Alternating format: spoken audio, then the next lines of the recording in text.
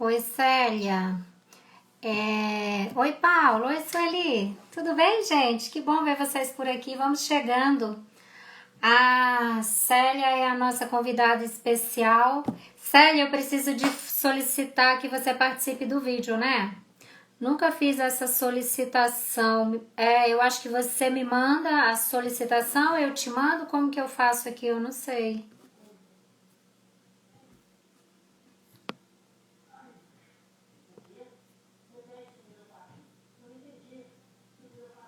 Eu te mando por onde? Qual é o ícone? Ou você me chama, eu acho que você tá mais acostumado, você pode me chamar. Deixa eu ver aqui. Ah, tá, achei, pronto.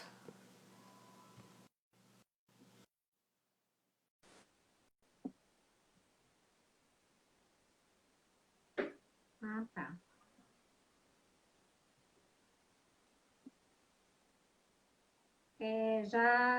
Já te convidei. Chegou aí a solicitação? Já fiz.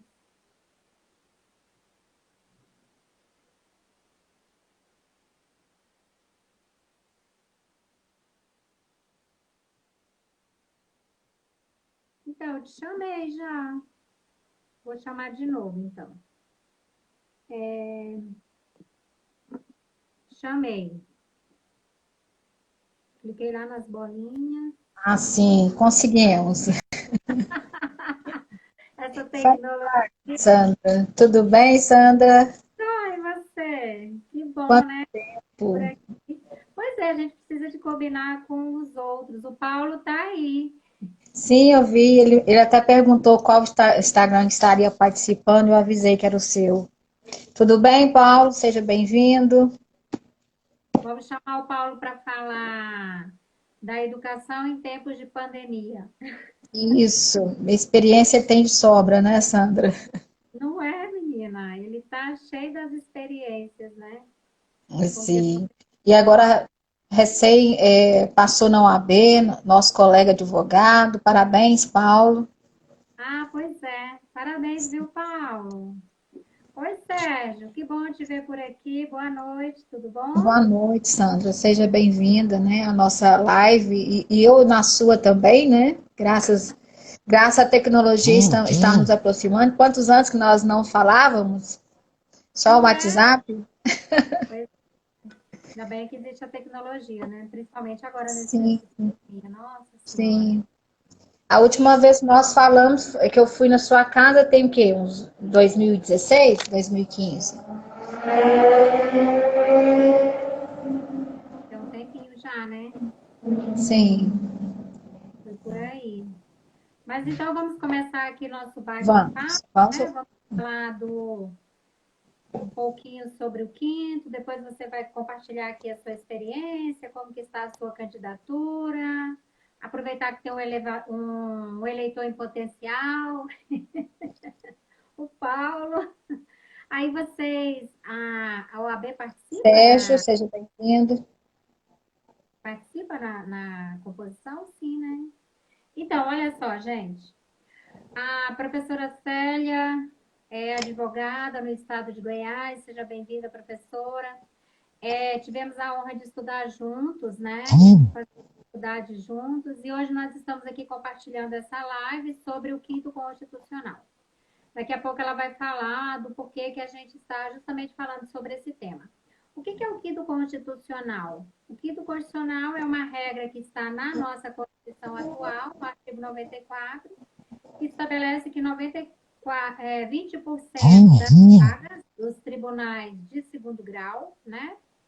Aqui entram os tribunais de justiça estaduais, o Tribunal de Justiça aqui do DF, todos os tribunais regionais federais. É o que o artigo 94 cita, né? Oi, Léo, tudo bem? Boa noite. Então, olha só, 20% das vagas, né, desses tribunais é preenchido por pessoas que são oriundas da carreira da advocacia e do Ministério Público. Então, quando nós falamos quinto constitucional, significa dizer o quê? Que um quinto da totalidade dos desembargadores dos tribunais de justiça estaduais, dos tribunais regionais federais E aqui do nosso TJDFT é preenchido por pessoas estranhas à magistratura. Por isso, 1/5.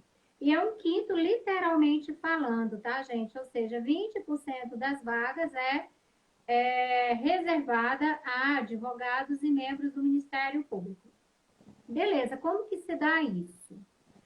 Em relação aos membros do Ministério Público, o que a Constituição fala? Ela diz o seguinte, que basta que os membros do Ministério Público sejam membros que já estejam na carreira há mais de 10 anos. Ponto. O Supremo Tribunal Federal ele já decidiu que, se porventura não houver nenhum membro do Ministério Público interessado, não houver nenhum que cumpra esse requisito, é possível sim a nomeação de um membro que não tenha ainda mais de 10 anos na carreira e que isso não viola a Constituição Federal.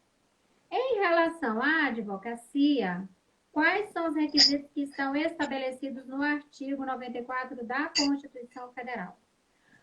Os membros da advocacia já terão que estar no exercício da advocacia há mais de 10 anos. Além disso, né, notório saber jurídico e reputação ilibada. Aí você pode perguntar assim, uai, Sandra, mas por que os membros do Ministério Público também não se exige deles a questão do notório saber jurídico e da reputação ilibada? Porque os membros do Ministério Público, eles foram submetidos a um concurso de provas e títulos, né?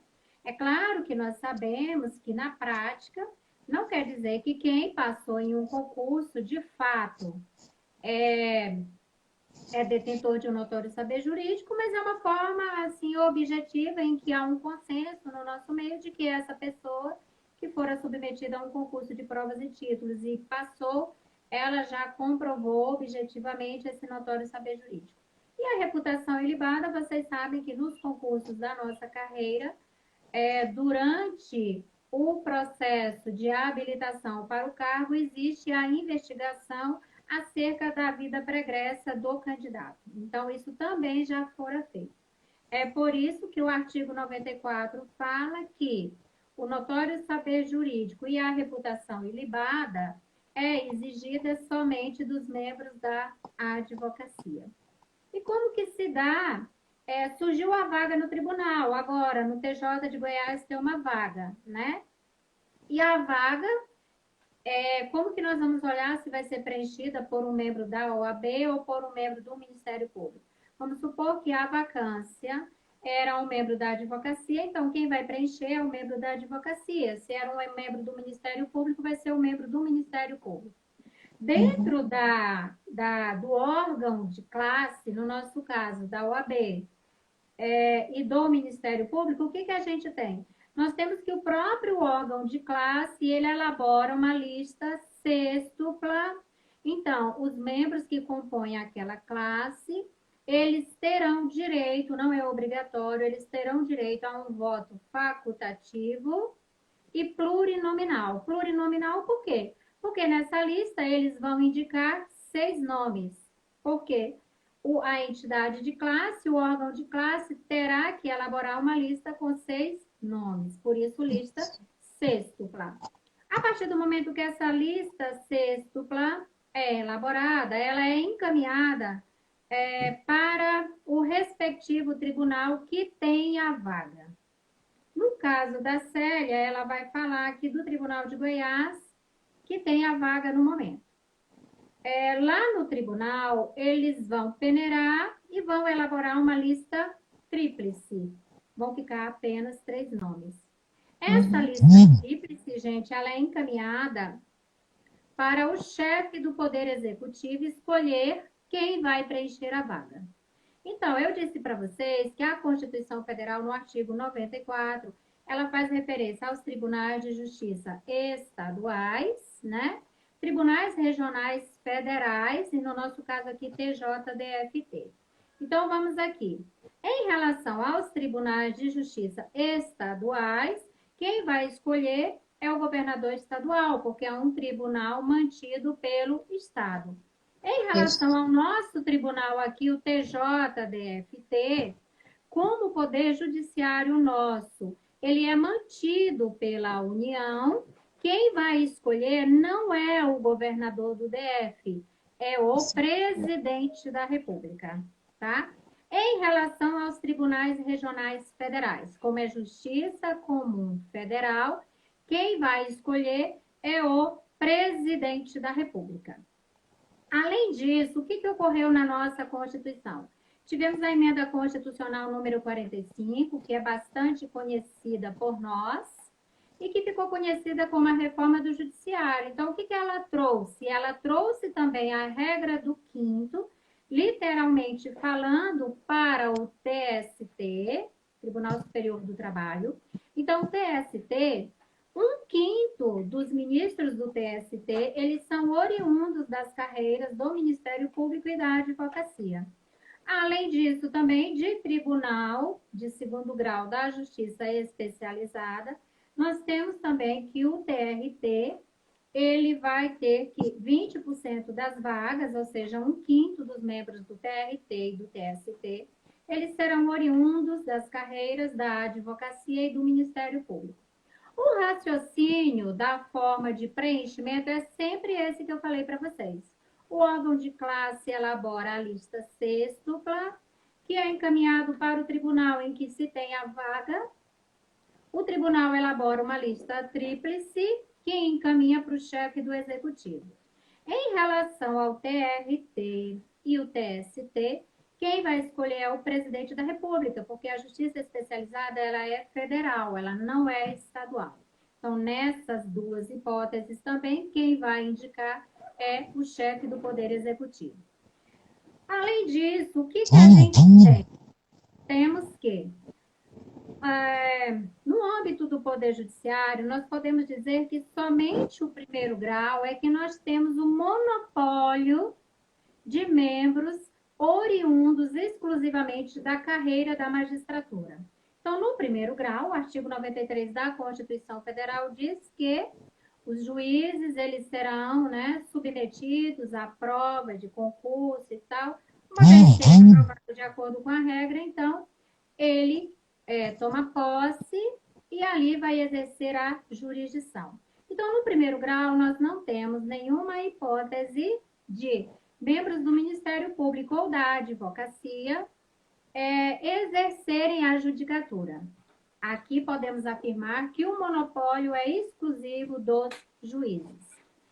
A partir do segundo grau, nós temos, como eu já disse para vocês, nos TJs, TRFs, TRTs, temos o quinto literalmente falando, né? No Tribunal Militar, nós vamos ter também a participação de advogados, mas é um pouco diferente. Nós não vamos aplicar a regra do quinto, mas também participa na Justiça Militar advogados e membros do Ministério Público. Em relação à Justiça Eleitoral, os TRS, temos também a participação de advogados. Agora, quais Mas são não as do Ministério Público, né? Somente os advogados, não é, Sandra? Não entendi. No TRE, somente a participação do advogado, né? Do Ministério Público, não. Isso, na Justiça Eleitoral nós vamos ter somente advogados, não temos Ministério Público. E, além disso, uma questão importante também é que na Justiça Eleitoral ninguém adquire a vitaliciedade, porque ela não tem um quadro próprio, né? Ela vai pegar das outras justiças. E aí vamos para os tribunais superiores. Como eu já falei para vocês, o TST, ele vai aplicar literalmente a regra do quinto, né? O STJ, ele também tem na composição a participação de advogados, mas aí não é um quinto. A Constituição diz que o TST, ele vai ter a participação de membros da advocacia e do Ministério Público no que diz respeito ao preenchimento de um terço das vagas. Então, hoje ele tem 33 ministros, 11 são oriundos da carreira da advocacia e do Ministério Público. Então, lá não aplicamos o quinto, mas O procedimento é o mesmo, a porcentagem que é diferente, é isso? O raciocínio é o mesmo. Agora, a porcentagem é diferente, né? Além disso, nós temos o TSE, tem a participação de advogados, não adquirem vitaliciedade. Também aqui, como a professora Célia já falou, não tem a participação do Ministério Público na Justiça Eleitoral, seria só do advogado, temos 2 advogados, o TSE ele é composto de 7 ministros, né? 3 do Supremo Tribunal Federal, que ele pega emprestado, eu sempre falo com meus alunos que ele vai pegando emprestado, né? 2 do STJ e 2 advogados que trabalham na cidade, são indicados pela OAB, eles exercem o mandato, ninguém adquire a vitaliciedade ali naquele respectivo tribunal.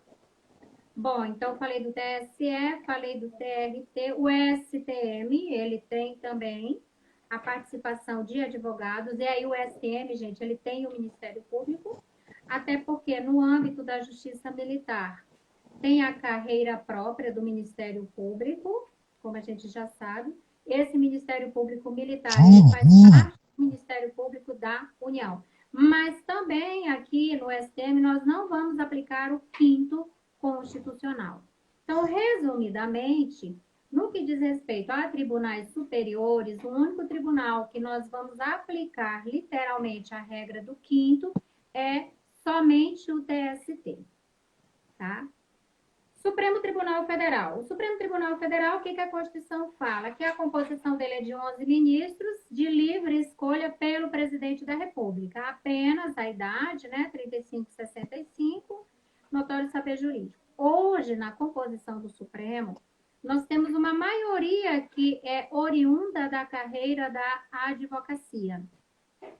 A Carmen Lúcia, Dias Toffoli, Fachin, Lewandowski. O Lewandowski, quando ele foi nomeado para o Supremo, ele era do TJ, desembargador no TJ de São Paulo. Só que ele chegou no TJ de São Paulo pela regra do 5º, ou seja, ele não era juiz de carreira, né? E a Carmen Lúcia também, ela é oriunda da advocacia. Então, hoje, lá no Supremo, apesar da indicação ela ser livre, a maioria é da carreira da advocacia. E lá, óbvio, nós também não vamos aplicar o 5º constitucional, tá? O 5º constitucional, quando que ele entrou no nosso ordenamento jurídico? Ele foi criado pela Constituição de 1934. Era Vargas. Oi? Na era Vargas? Na era Vargas, né? A Constituição de 1934, ela foi a Constituição brasileira de menor duração, assim, contando o período em que ela efetivamente valeu, não dá nem 2 anos. Era uma Constituição maravilhosa, ela trouxe aqui o voto feminino, trouxe os direitos sociais, né? Ela se inspirou na Constituição de Weimar, na Constituição mexicana. Então, era uma Constituição espetacular. E ela também foi a Constituição que introduziu a regra do 5º.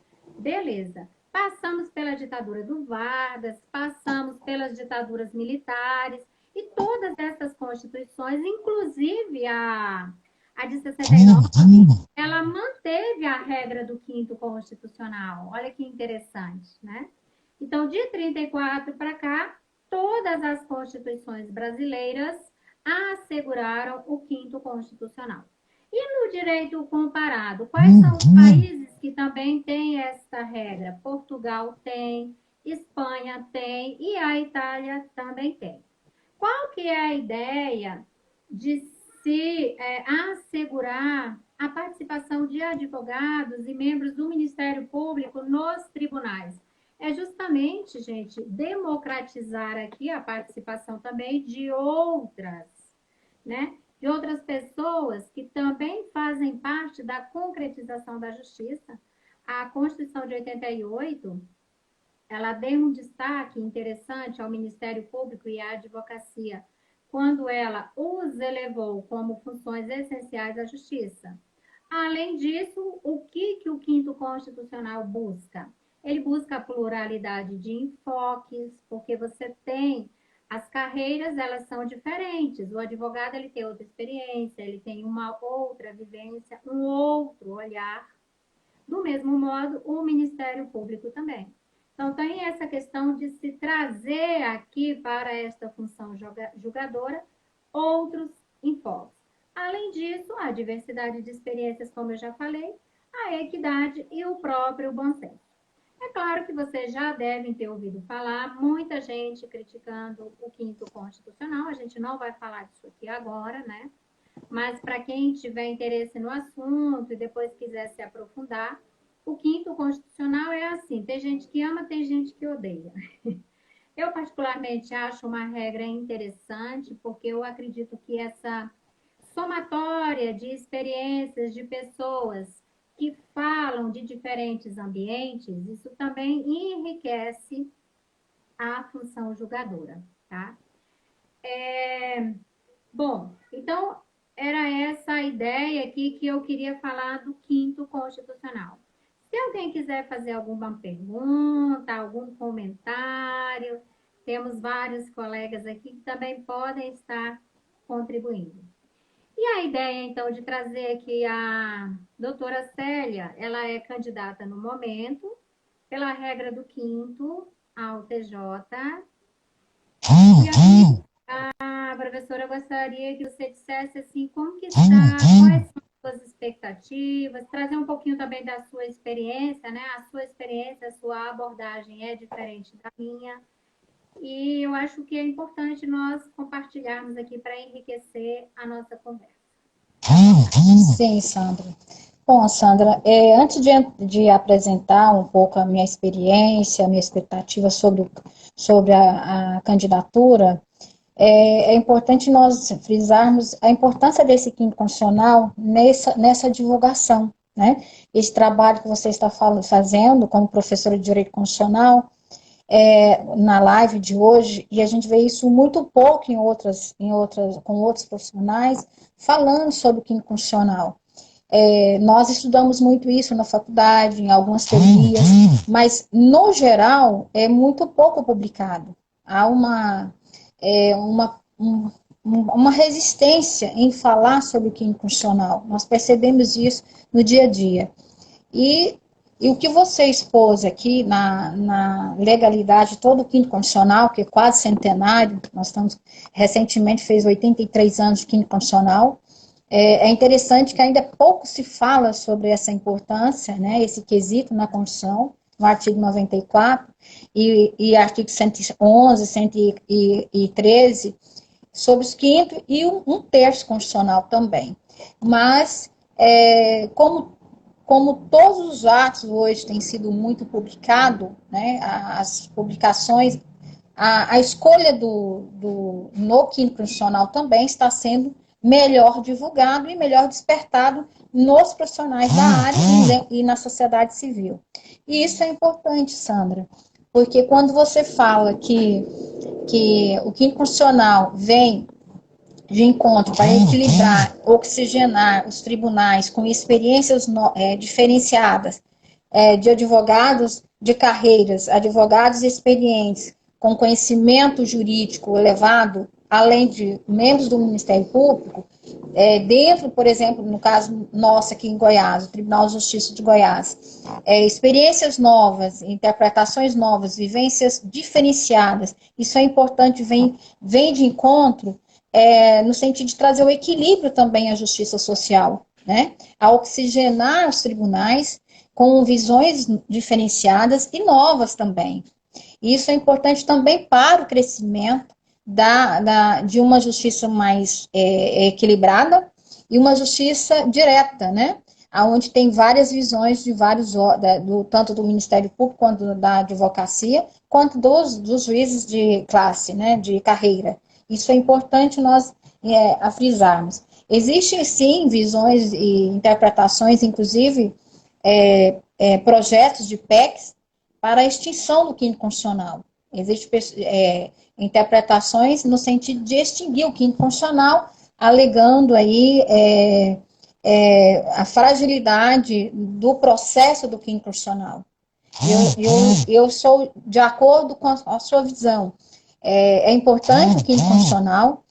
Se há fragilidade no processo do quinto constitucional, a questão aqui não é extinguir, é aprimorar, né? É buscar formas que venha melhorar esse processo, no sentido que realmente venha trazer o equilíbrio, né? Dentro da justiça, no equilíbrio social das interpretações de cada profissional que é escolhido e ao cargo, né, nesse processo do quinto constitucional. Então, é importante nós frisarmos isso. A minha visão é que, se há necessidade de mudar e não extinguir, aliás, se há necessidade, há interpretações que querem extinguir, inclusive PECs foram levantadas, né, de deputados federais, e inclusive tem projetos, né, para a extinção do quinto constitucional, um quinto que já vai quase, já está quase chegando no centenário.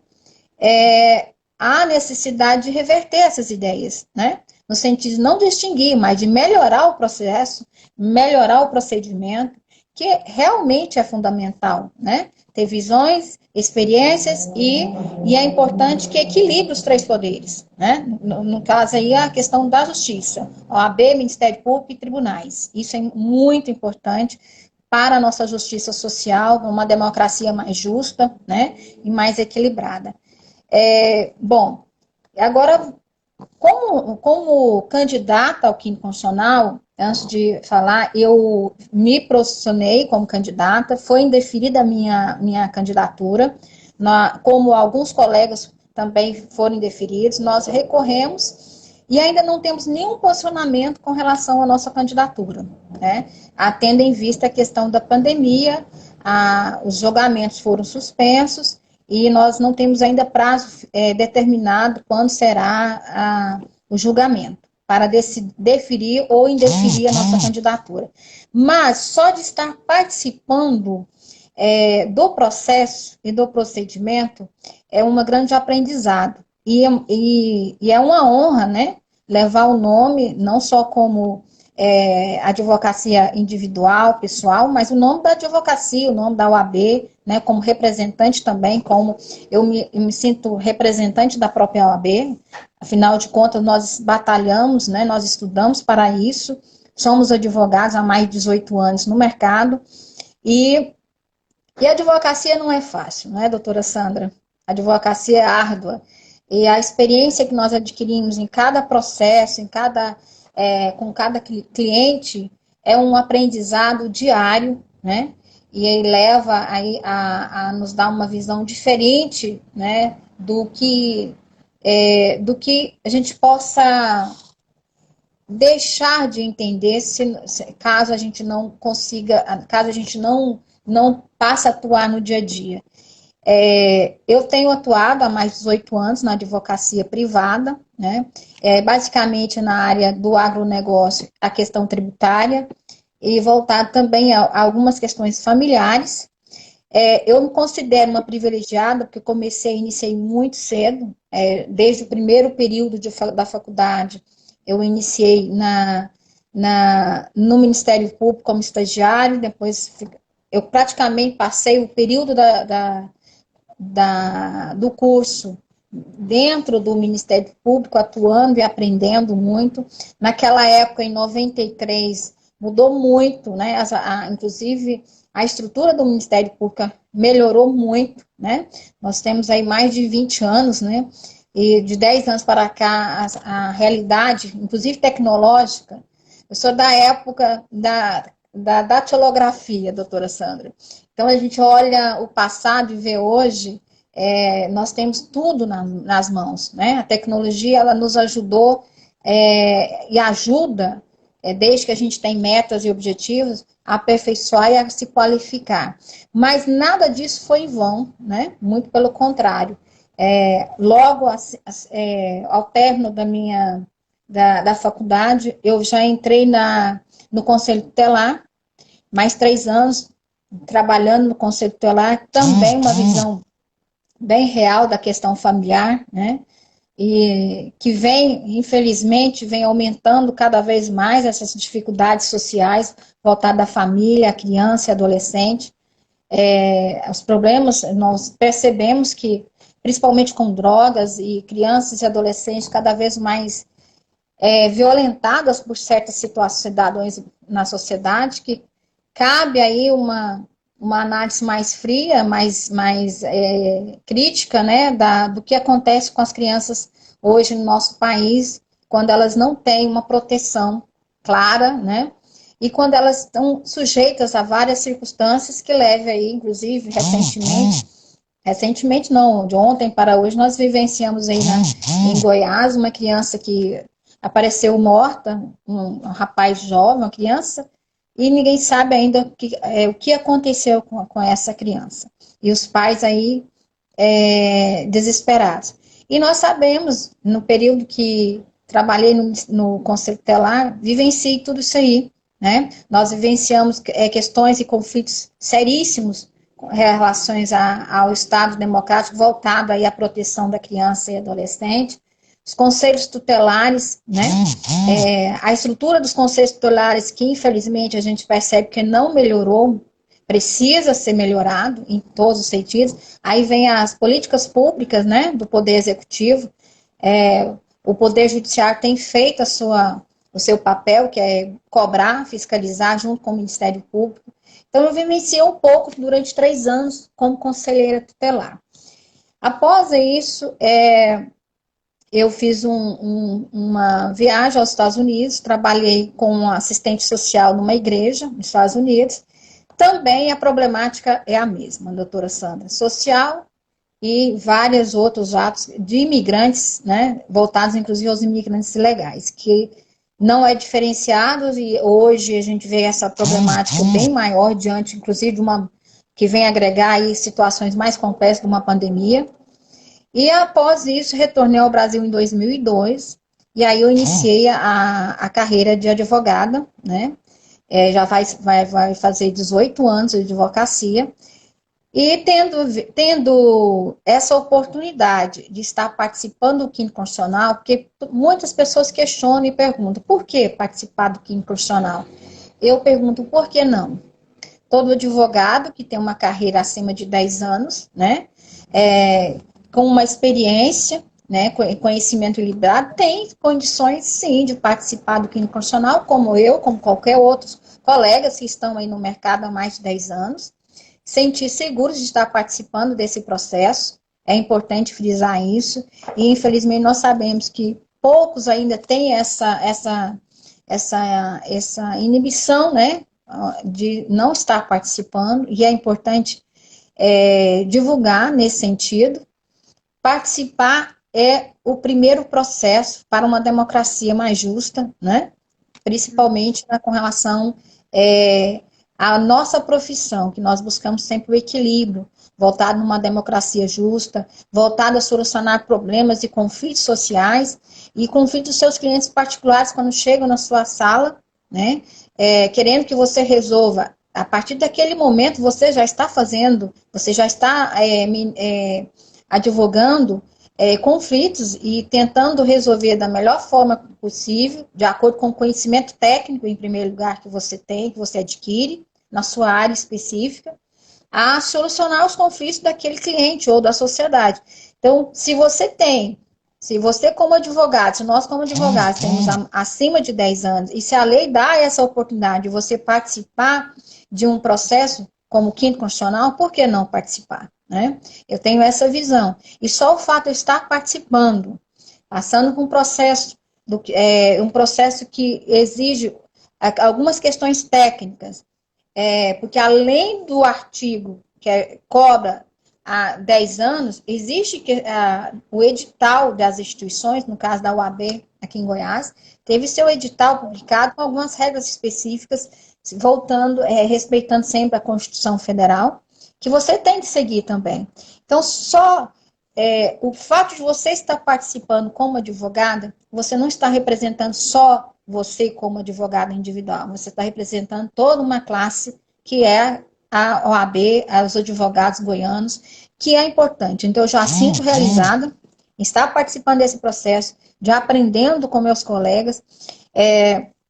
Os meus colegas que estão participando são 22 inscritos. Dos 22, se eu não me engano, 11 foram indeferidos e também recorreram. E todos têm o mesmo potencial e a mesma qualificação de estar sendo um dos 6 escolhidos na lista sexta. Então, eu acho isso importante, com certeza. Você, com toda a sua experiência, é notório a sua contribuição, né? Você vem de diferentes situações, de diferentes realidades. E eu sou a favor do quinto justamente por conta disso. Eu acho que oxigena a magistratura, você tem pessoas com outras experiências.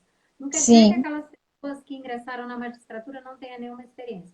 Aliás, até a emenda constitucional no 45, de fato, várias não tinham, né? E aí veio a reforma e obrigou que essas pessoas, então, comprovassem, a partir da sua colação de grau, no mínimo 3 anos de exercício na advocacia, para não chegar tão cru, gente, não adianta. É o que eu sempre falo em sala de aula. Primeiro que não existe imparcialidade, no sentido de que a pessoa não tem um conjunto de valores e de princípios. A gente fala muito de onde a gente vem, da nossa experiência. Então, se eu tenho um juiz que vai julgar um caso de uma viúva em que o marido foi assassinado por um bandido, um vagabundo, e um outro juiz que também tem o mesmo processo. Se um viveu essa realidade enquanto criança, de a mãe também ter ficado viúva, perdeu o pai, um monte de criança pobre, claro que ele vai olhar para o processo com um outro olhar. Nós somos com tudo aquilo que a gente vivenciou, com tudo aquilo que a gente acredita. Eu penso assim, né? Quando eu dou a aula com tudo aquilo que eu acredito, com tudo aquilo que eu quero, com toda aquela esperança.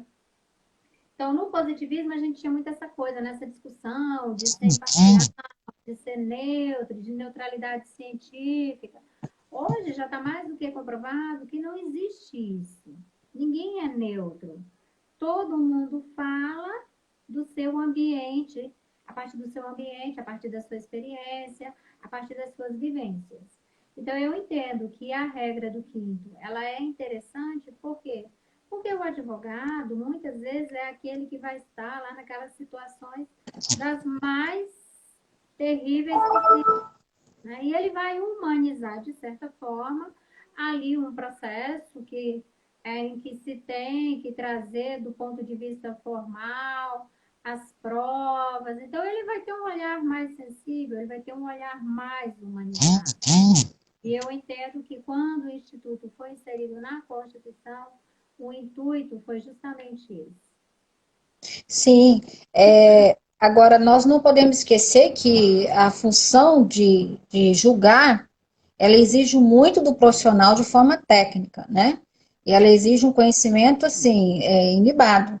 E o julgar com relação ao cargo de desembargador, em primeiro lugar, ele tem que analisar à luz da Constituição. Nós estamos vivendo num Estado democrático de direito, mas esse Estado democrático de direito, a base do Estado democrático de direito é a nossa Constituição Federal.